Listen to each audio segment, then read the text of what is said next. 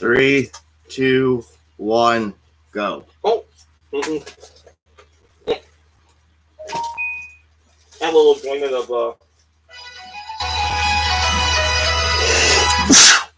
and a little bit of enjoyment of my topic. Well, I'm Paul. Hi, everyone. I'm Paul McQueen Warren, living in the city of Cleveland, state of Cleveland, in the United States of Cleveland. Lakes. I have a reason for that, and I'm not talking about cereals. I'm talking about something we used to do on Saturday mornings while we ate our cereals. Yep. Yeah, mine didn't have much sugar in it, but because I really couldn't eat sugary cereals at the time. But this is the 16th best Saturday morning cartoons in my opinion, and I'm only including shows that were on broadcast stations like NBC, CBS, ABC, even Fox and the WB can be included, but excluded are like cable stations because they play. Some of those play Saturday morning cartoons any single day. But I will start the list off with number 16, Yogi Bear. Well, during the 70s, Hanna-Barbera were the kings of Saturday morning cartoons. I know we were born in the 80s, so you're going to see more 80s shows than 70s or 60s shows because we didn't live at that time. Right. But Yogi Bear had a lot of different shows, like he flew in an ark, Yogi's Ark Lark.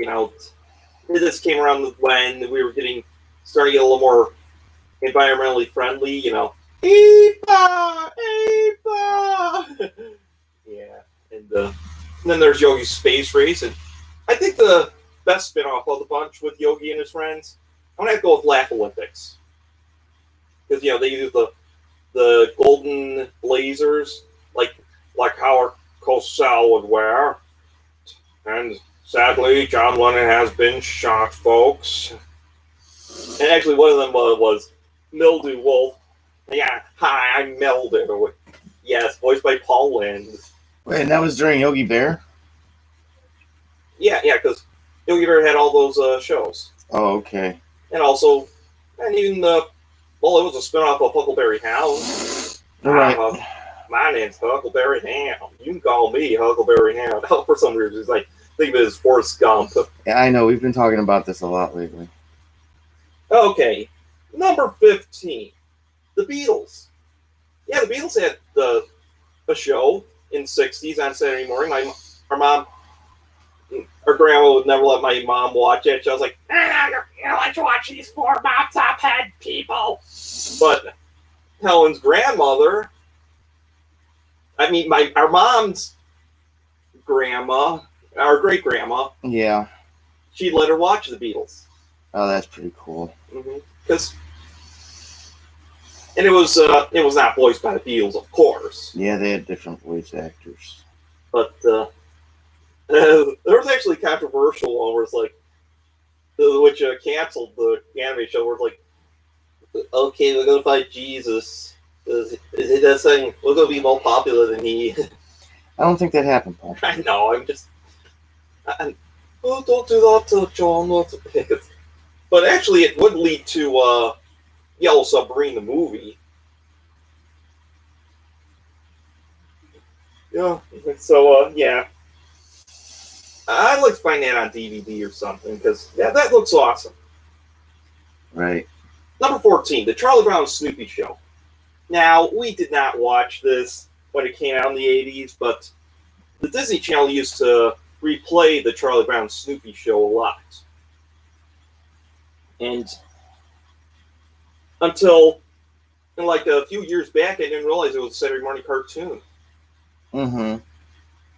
So, before there was Garfield, Peanuts actually had their own Saturday morning cartoon. Didn't last as long as Garfield, but still. Number 13, Tom and Jerry.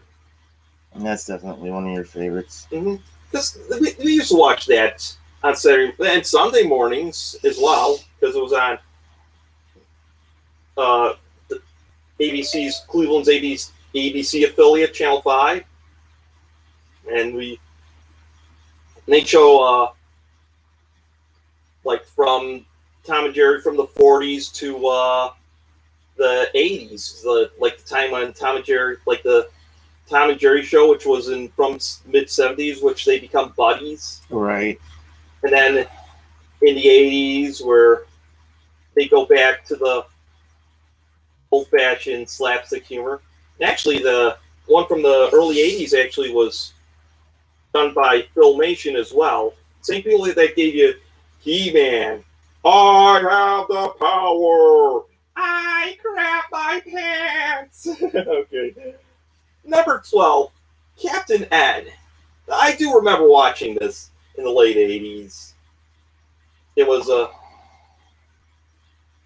it had not just this guy called Captain N using the Nintendo gun. It was basically a product plug for Nintendo, like with the Super Mario Brothers Super Show, as well as Zelda. Oh yeah, by the way, this is cartoons, not shows with live action in it, so you're not going to see, hey, Vern, it's Ernest, or Pee-wee's Playhouse. Yeah, the guy who played the Genie passed on. And actually, what was weird is that he died 2 months ago before they... Oh, yeah? He died 2 months after... he died 2 months ago, then they mentioned it on the... So they kept it secret. Okay. Which was weird. But, Captain N, it had Mega Man, it had Kid Icarus, it had the Castlevania, it had Mother Brain. Yeah, Mother Brain sounds to me like the Ursula or Tim Curry. I'm just a mother of a brain. They use other Nintendo characters. Right. Now that show, I wish they could revamp. Yeah. And I'm saying this out loud, YouTube people out there in the YouTube world. I encourage you to make a Super Mario, Donkey Kong, even Captain N comes back. He's playing his Switch. It's like, hey, right. So somebody to like petition Nintendo to do something like that. Yeah. Okay, Paul. Number 11, the real Ghostbusters. Not to be confused with Ghostbusters or back to the live action one, the Ghostbusters, which actually started the two guys from F Troop. Yeah, there wasn't a show called The Fake Ghostbusters, was there? No. Wait, which two guys from F Troop? Forrest Tucker and Larry Storch. Aren't one of them still alive? I just saw some Storch. posts. Yeah, Larry Storch is still alive. He's the only one that's still around. Yeah. He's like 98 years old. Yeah, but they're named Spencer, Tracy, and there's a gorilla. Yeah. And we watched the spin-off of it, which came on weekday syndication, called Ghostbusters. Uh-huh. But this is the real Ghostbusters, which is from the movie Ghostbusters, the one with Bill Murray, and they had this, and also had the guy who did the voice of Garfield, the Lorenzo music, who did one of that's like the Bill Murray one. That makes sense. And isn't that ironic that Bill wanted to do the voice of Garfield? And then he's like, I regret doing that film. All right, yes, we talked about that. Okay, so, all right, Dad. Number 10. It's the wrong Coen brothers. Gummy Bears. This is actually, everyone thinks that DuckTales was like the first show to really launch the whole Disney Renaissance, at least in the TV world. Yeah. Actually, it started with Wuzzles, which were like bubble lions, like two bred characters. They didn't have a griffin on that show. They should have had a griffin, but they had a bumble lion. Which show is this? The Wuzzles. But then it only was on for like one season. But the Gummy Bears, they were on longer. Okay. And we used to call them rubber butts, but because they always bounce on their butts, but they bounce on their feet. But it was a great concept. It was set during medieval England, and he had like Cubby Bear, Tummy Bear, Zummy Bear. Okay. And Grumpy Bear. They had eyes at the end. But, so, number 9, Muppet Babies. And this was Jim Henson's probably one of his best works. Yeah. And he also tried it with Muppet Monsters and there was another Muppet show that came and went on there, but it didn't do too well. I think it was Muppet Monsters and the Muppet Detective thing they had. Oh, the Muppet Detective one. That was weird. Mm-hmm. Well, Muppet Babies was good. Why don't you talk about Muppet Babies? Okay, fine. So you have 8 Muppets who are headed by a headless nanny. Yeah. Which I still think her face would have been like the June Cleaver, Barbara Billingsley. Okay. And she talks soul. Or was that from Airplane? Oh, and she talks jive? Yeah, and she talks jive. No, that'd be funny, though. It would be funny. But no, it had Kermit, Miss Piggy, Gonzo, Fozzie. And actually, I mentioned Billingsley. Howie Mandel actually had his start on that. Yeah. And, if you hear that squeaky-like voice, that's what he later would perfect in Bobby's World. Right. And then he shaved his head and became Deal or No Deal. Hi, I'm Howie Mandel. I have no hair. Yeah, he certainly had a very weird career path, that's for sure. And Dave Coulier actually did the voice of Animal and Bean Bunny. And that's why in one episode you saw Dave Coulier in stand-up, because he obviously they let him use his stand-up, basically. Or is that the same episode where he goes to see a movie with Alanis Morissette? No! Oh. Do you know what happens to him when they... Yes. Oh, okay. Didn't his butt fall off? No, Paul. She does something filthy. Okay, I know. But the way it's spelled when she writes out the lyrics, it's R-E and not E-R. Oh. Theater. Isn't that a Canadian thing? About. Whatever. Hey, I'm from Canada. I hope you all like this show because, as well, us making it because we would like to have subscribers. Just do it in your normal voice. Okay, fine. So, I hope you're enjoying the Warner Brothers Broadcasting Network show called The Top 16. We made it through 25, and we have 74 more of these. So, click, like, subscribe, get notified, and don't forget to share these, because we got some interesting stuff. Yeah, tell your friends. Yeah. Pass it the old-fashioned way, word of mouth. Mm-hmm. Number 8, Alf, the animated series / Alf Tales. And I'd say blend them both together because, because they kind of had like a Alf out.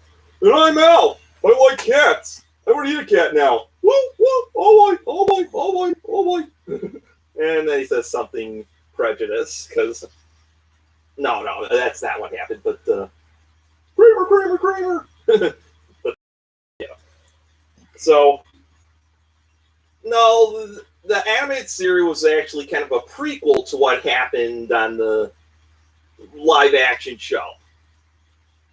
His name is Gordon Shumway, and they live on Melmac, and they eat cats, obviously. So, wouldn't they play a variation of baseball with fish or something? Splork, or weren't they playing catch with baseball mitts and they were throwing a fish back and forth? I don't know. The only sport like that I can think of is frog baseball. I'll play frog baseball. But that's from frog baseball. But that was from Beavis and Butthead. But then they had Alf Tales, where Alf reenacts a story like Rapunzel or Cinderella or even Aladdin. And they use some pop culture references during the 80s. Good show. I recommend it. Number 7, The New Woody Woodpecker Show.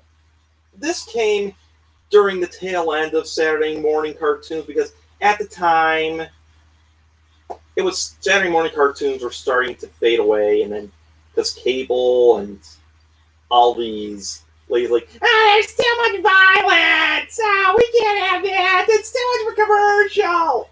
Yeah, Right. well, sometimes a sports game is practically a 3-hour commercial. Sometimes, especially the Super Bowl, if you think of it. So, but kid, you get riled up on candy and sugary cereal. For an adult, you get riled up. So There you go. from one potency to another. But yeah, new Woody Woodpecker show kind of brought in the classic Woody Woodpecker, and they actually gave him the 1944 look, which was during the mid late 40s with his hair back, and also so yeah, it came from the tail end of the true Saturday morning cartoons. And we were starting to get older by then, but number 6, Alvin and the Chipmunks. Yeah, with Simon, Theodore, Alvin. Alvin! Originally founded in the early 60s by Ross Badeggi, not a Kardashian. Okay. We'll just call him David Seville. And because David Seville in the late 50s did Witch Doctor, and he actually sped his voice to make him sound like chipmunks. Right. It was pretty unique Yes. at the time. And, Pretty groundbreaking technology. And so he made a Christmas album called, and was also known as the Chipmunk Song. Mm-hmm. And that became a TV show in the early 60s. And it was popular until the mid 60s, and then in the early 80s, his son, David Seville Jr., that's what we're just going to call him, decided to make Alvin and Chipmunks for a new generation. It had some popular songs from the 50s and the 80s, and it brought back that again. Right. And now there's a new Alvin and the Chipmunks show, which... Don't forget the movies that were made over the years. Those sucked. Mm-hmm. It had that My Name is Earl guy. But number 5, Smurfs. Now, I didn't realize this until like later in my life, that the Smurfs were actually Belgian, and they came in the early 60s. Yeah, it's an allegory for the Holocaust or something like that. That's what I heard. Yep. But it didn't get its popularity in the States until the Hanna-Barbera bought the rights to show the Smurfs. And actually, that was Hanna-Barbera's biggest show in the... To be honest... And that was the 80s, right? Right. And, yeah, I mentioned Hanna-Barbera in the 70s. Mm-hmm. And all their shows combined would never hold a candle to the Smurfs. Right. Because that was a big deal for them. They made a good amount of cash. And it did help NBC's Saturday morning. Until Saved by the Bell came in. But that's another topic altogether. But, yeah.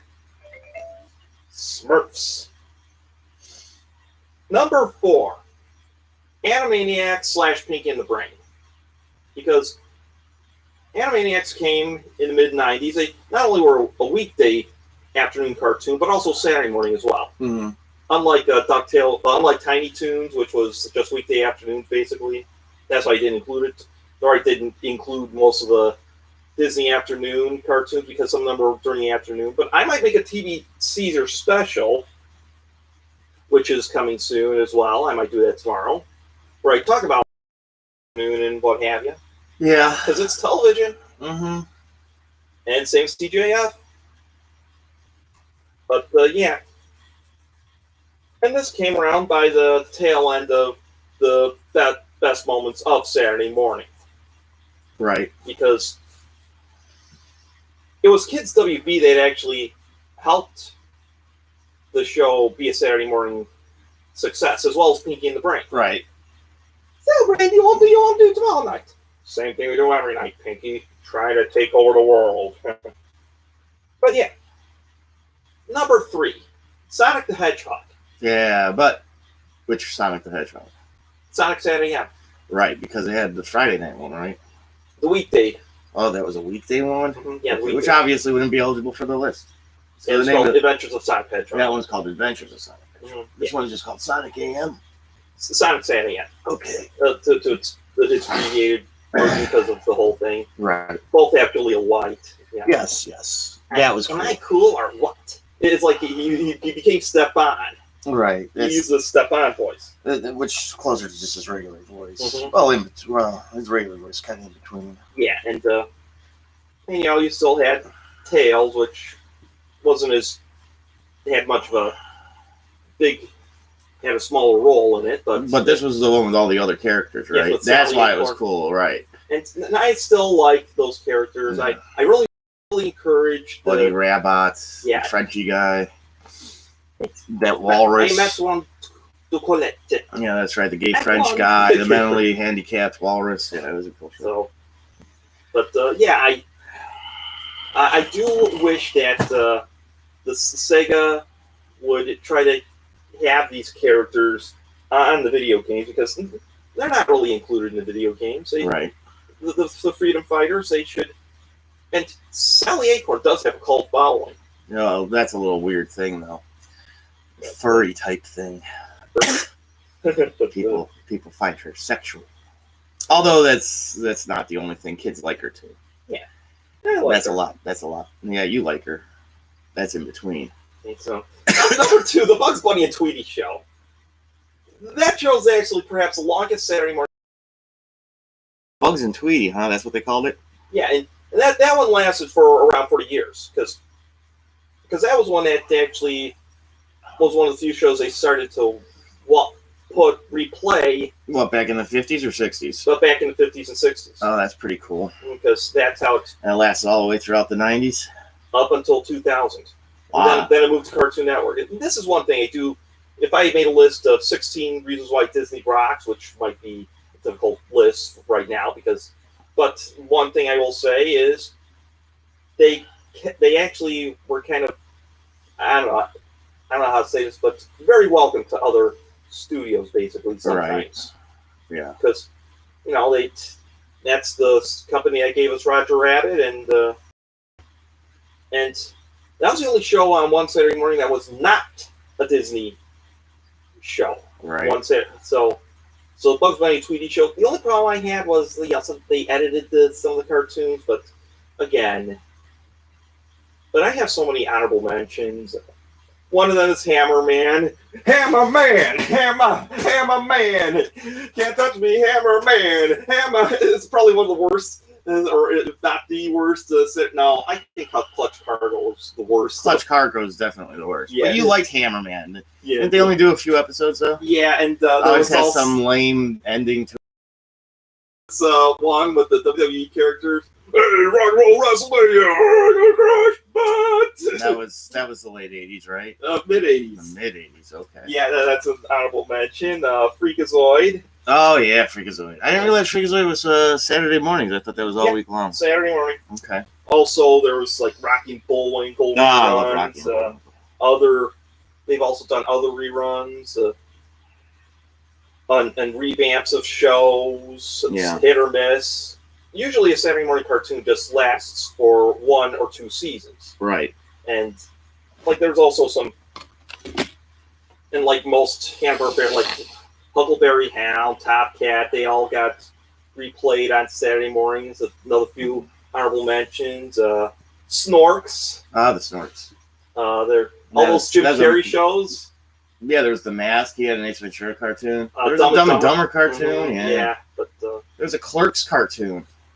A lot of Saturday morning cartoons when we were into the 90s. and with that, I could say Back to the Future had one, and American There was Tail one. had All one. right, now you're just listing every single one that was ever made. Flintstones and Jetsons, but okay. Oh, yeah, those are actually really good ones. But yeah, I could name a lot of. Yeah. We could But, go on about cartoons all day. That's why but- this is a top 16, though. Yeah, but the number one is the shirt I'm wearing. Garfield and Friends. Yes. Yeah, I remember watching that all the time. Because We'd have it on tape even too, and then watch it during the week, right? well, yeah, You'd record it. I even have some DVDs of it. So. Oh yes, that's right. And Well, because it was more than just Garfield, Odie, and John. Then they would go to what was it, Happy Acres no, Farm? U.S. Acres. U.S. Acres. In foreign countries, they call it Orson's Farm. Obviously, there was Orson the pig. Yeah, Wade Duck, who's a coward in there too. Right. Roy Rooster, who's a jerk. and he has a trumpet, and we have a trumpet by your feet. I'm not going to play it. It's still in its cage. And Booker, and then I like Sheldon. Yeah. He was still just legs in a shell. Thank you. This is like I could Are just. there a couple female ones? There's no, a just one. sarcastic sheep. And Bo. Lamb. I've What was even, Bo? He's a sheep too. Oh yeah, that's right. Oh, he was the dude. Yeah. Yeah, that's right. Oh, dude. But I'm the dude. Okay, Paul. Yes. that would have been funny. But they also had Binky, Buddy Bears. It was, and also they've tackled on Saturday morning cartoons in general, as because there were some episodes where they had to say, "Oh, but we got to be more educational," because that's what they were pushing during the '90s. Right.